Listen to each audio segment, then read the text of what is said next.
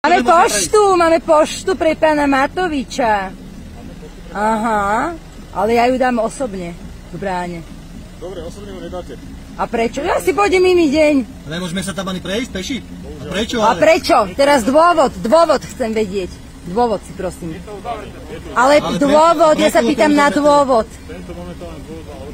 Ale mňa to není súkromný pozemok. Ďalšia vec, že tuto býva moja kamoška kúsok a sme dohodnutí, máme niečo odniesť, takže ako čo teraz? Takto pani, pokiaľ tu máte kamarátkov, teda aj pokiaľ by ste mali rodinného príslušníka, kľudne mi zavolajte, alebo jej. Áno? Môže prísť sem, dobre, môžete sa porozprávať. Nie porozprávať, ja idem k nej. Ale ja sa pýtam na dôvod. Ronko, uhneš? No toto si vypočujeme.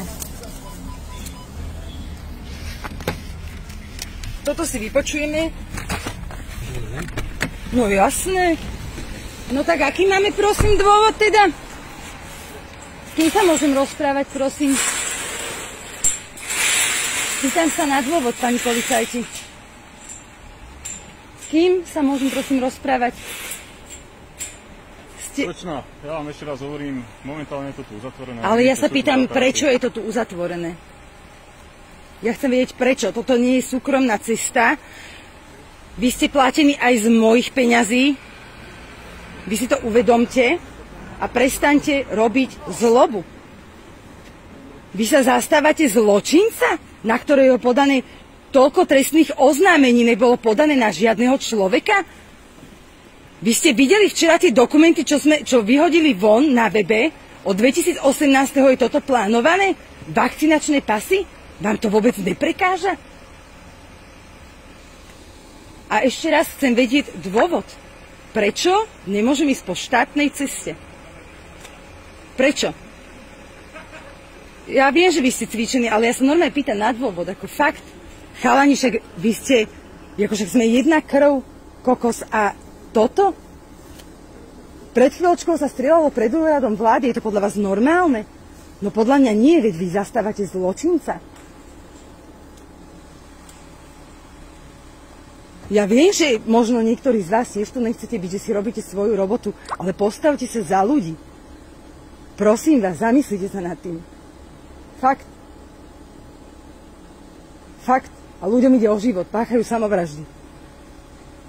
A vy tu idete zločinca zastávať? Zločinca idete zastávať? Nehambíte sa? Toľko tisíc trestných oznámení? Veď my sme jedno včera vyhadzovali ďalšie, už druhé. Čo je aj s dôkazmi. Pre Boha živého. Naozaj?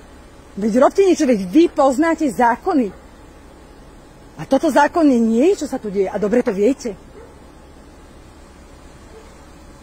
Ešte raz ten dôvodný povie niekto, prečo ja nemôžem ísť po štátnej ceste? Čo mi spravíte, keď proste pôjdem po tej ceste? Čo, ma zoberete ma do CPZ-ky, alebo čo? Haló? No kto mi odpovie? To naozaj? Ani toľko, že si nezaslúži normálny občan odpoveď rozumnú? No nevadí, pán Matovič dostane poštu v inoktorý deň, keď tu vy nebudete nastavení takto a fakt, akože zamyslite sa, lebo ľudia vás zožerú, keď toto sa bude diať. A vaše deti sa vám poďakujú.